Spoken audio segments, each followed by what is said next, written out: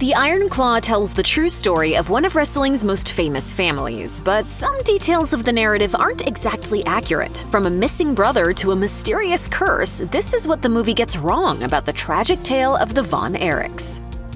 The so-called Von Erich curse, which is referred to multiple times in The Iron Claw, is hard to write off as just an urban legend when you know how the family's story ends. The origin of the curse itself isn't really touched on in the film, but in reality, it was related to the early wrestling career of family patriarch Fritz Von Erich. Fritz was born Jack Adkisson, but he took on a German name during his early days wrestling as a heel. The movie mentions this, but what it fails to hone in on is the nature of his gimmick. Rather than being a typical trash-talking bully, Fritz's persona was that of a straight-up Nazi, brandishing an iron cross on the back of his ring jacket and goose-stepping his way to the ring. He was all in on being the bad guy. Years later, as tragedies began to befall the family, it was whispered in superstitious circles that the ghost of a Holocaust victim who lost his sons in the genocide had somehow been related to the string of misfortunes. In the film, Zac Efron's portrayal of Kevin Von Erich harkens upon a curse that he is very much afraid of, so much so that he distances himself from his own children out of fear that it might be transferred onto them. However, it makes no mention of what his father did to get rumors swirling in the first place. Ever since I was a child, people said my family was cursed. Pop tried to protect us with wrestling. Fritz Von Erich's evil Nazi character had a close ally in the form of his brother Waldo. The two worked together in 1958 as a tag team, with Waldo echoing Fritz's fascist persona.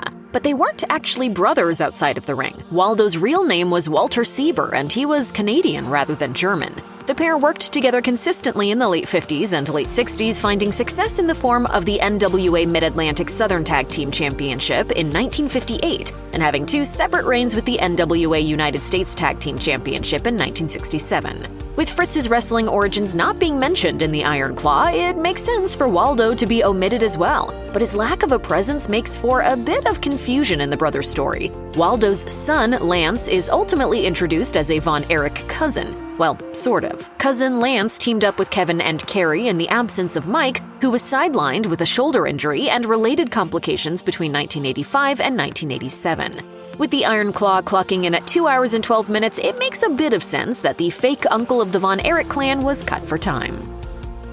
Chris Von Erich, the youngest of the Von Erich brothers, wanted to be just like his siblings, and that meant a future in wrestling.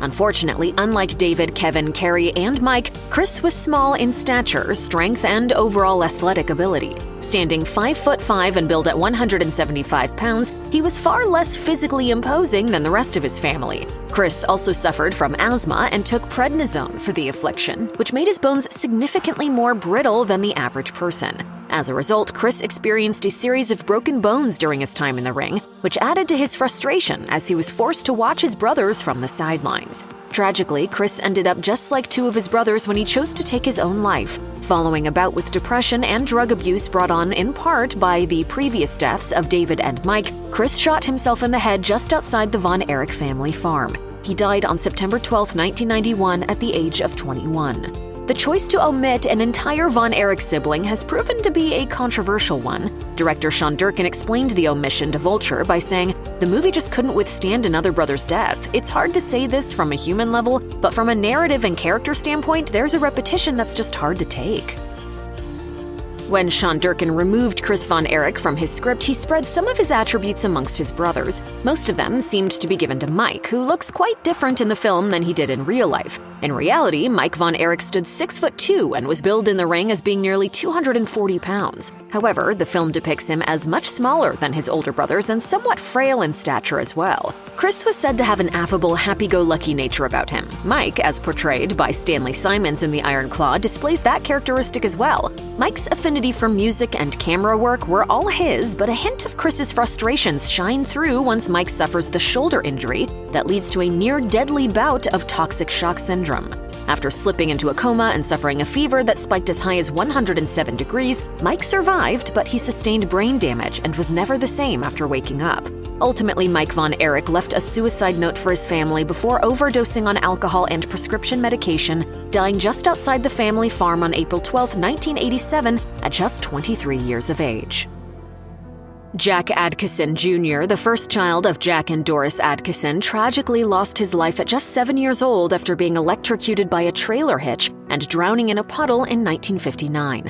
While this has been described as the start of the Von Erich curse and an accelerant for Fritz's aggressive nature, the Iron Claw really hones in on the death of David Von Erich as the catalyst for the ever-worsening family tragedy. From the brothers' perspective, that makes a lot of sense. Mike, Kevin, and Kerry all felt the pressure of having to fill David's shoes after his passing, both inside the ring and out. Mystery surrounds David's death to this day. Some, like Ric Flair, suggest an overdose that was covered up by fellow wrestler Bruiser Brody. Others, including Kerry Von Erich, have claimed that it was a heart attack, but the official cause of death, as per the U.S. Embassy in Japan, was ruptured intestines due to enteritis. The Iron Claw locks in on the official explanation, but ends up altering the timeline. In the film, David first falls ill at Kevin's wedding, and he's discovered throwing up blood in the bathroom by the groom. Shortly thereafter, the news of David's death is delivered to Fritz. In reality, David's death took place more than 3 years after Kevin got married.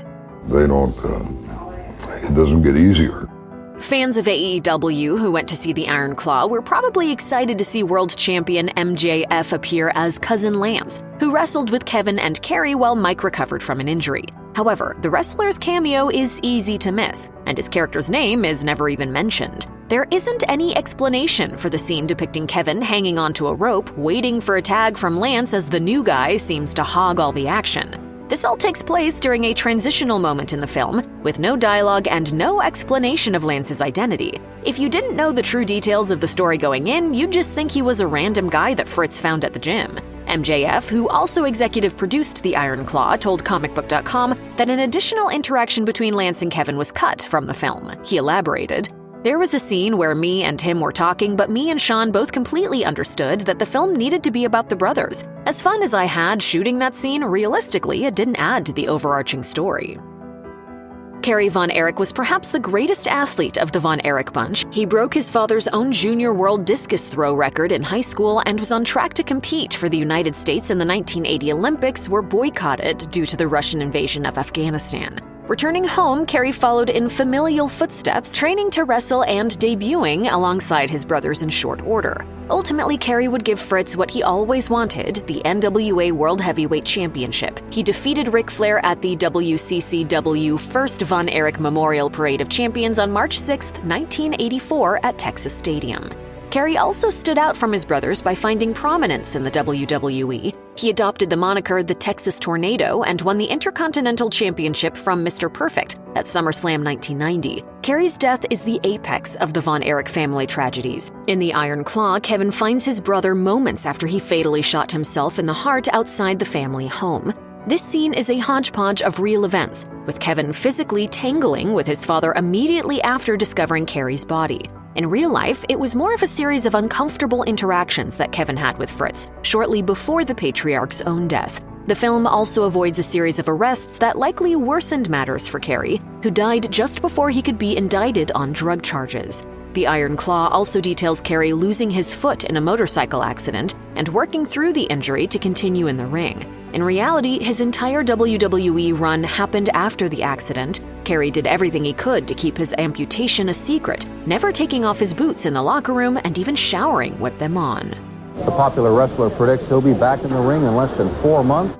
The Iron Claw depicts the members of the Von Erich family at their lowest moments, so viewers who check Wikipedia after wiping away their tears might be surprised to learn that the family is still active in the world of wrestling today. Kevin, now a senior citizen, is retired, but his sons Ross and Marshall ultimately became professional wrestlers as well. The two have primarily competed in MLW, but they've also made appearances on AEW. Kerry's daughter, Lacey, also enjoyed a short career, mostly in TNA, following her training under the WWE umbrella at Florida Championship Wrestling. The Iron Claw ends with on-screen text revealing the future of the surviving Von Erichs, but it doesn't mention the ones that had yet to break into the sport. Depending on the momentum created by the film, it isn't out of the question that Marshall and Ross could eventually achieve a higher level of acclaim in the wrestling business. The pair are briefly depicted in The Iron Claw when they tell their father that they'll be his brothers now.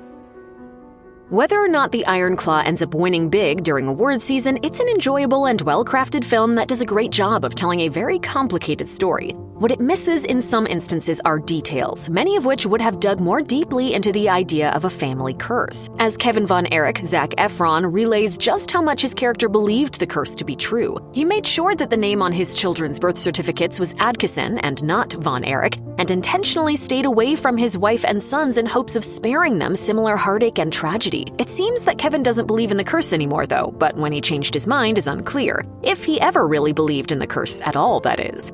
Just terrible, just a terrible thing, but no curse. The Iron Claw has fantastic performances and is beautifully made, but like most biopics, there's quite a bit that's factually inaccurate. Regardless, there's no doubt that the members of the Von Erich family, both on screen and in real life, didn't exactly have it easy. If you or anyone you know is having suicidal thoughts, please call the National Suicide Prevention Lifeline by dialing 988 or by calling 1-800-273-TALK-8255.